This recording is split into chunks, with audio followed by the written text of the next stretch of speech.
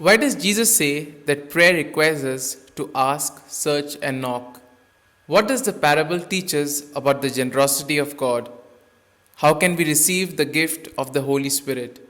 All these questions and more answered during today's episode of Daily Reflections.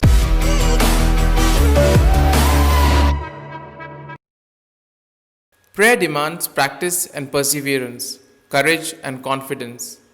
Ask, seek, and knock. We may ask for the wrong thing, but we will receive what we need rather than what we want. This trust should be the root of all prayer. Today, Jesus teaches that we should pray with faith and insistence without giving up. For this, he uses a provocative parable, which brings us to the first point.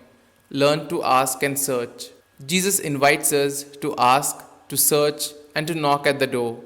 Asking, searching, knocking are the actions of someone in need.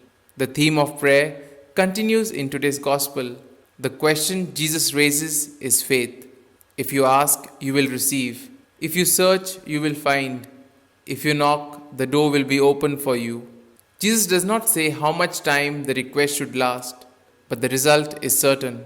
Jesus makes it clear that we must never give up praying.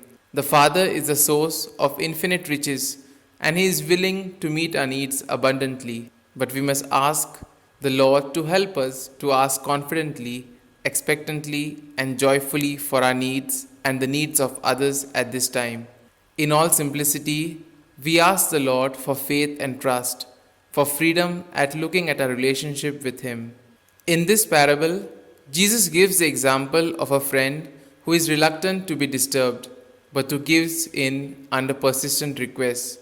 The message is a simple one. Keep trying and persisting until you get a result. Which brings us to the next point, the generosity of God. God gives us more than we can ask or expect. Jesus makes a startling claim, asking, how much more will the Heavenly Father give? The Lord is ever ready to give us not only what we need, but more than what we can expect. He gives us freely of His Holy Spirit that we may share in His abundant life and joy. God is gracious and willing to respond to all our needs, far surpassing the natural disposition of a parent or a friend. We may feel we have been knocking at the door of God for years in prayer for ourselves or for someone else. We may feel tired of asking. What does it mean that we will always receive? Prayer is always heard by God, not always answered as we might wish. We can ask ourselves what we receive by the knocking at the door of God or by asking for years. We receive something of God's love and the Holy Spirit every time we pray. Which brings us to the third point, the gift of the Holy Spirit. For Luke, the Holy Spirit is the supreme gift of God to the believers. The Holy Spirit is in fact the source of all good things. When we were created, He breathed His Spirit into our nose and we became living things. In the second creation, through faith in Jesus, He gives us the Holy Spirit again. This is the same Spirit which made the Word become incarnate in Mary.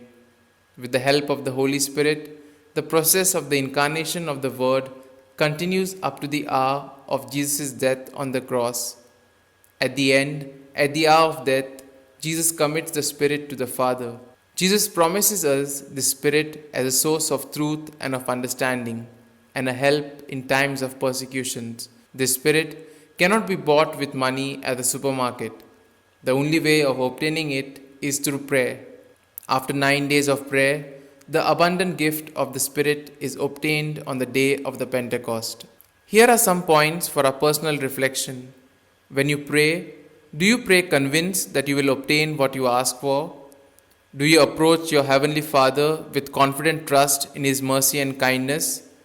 How frequently do I pray for a greater outpouring of the Holy Spirit in my heart and in my life? These points can be of great help to reflect on today's gospel. And if you like our reflection, do share the good news of our Lord. Have a good day, and may God bless you all. Amen.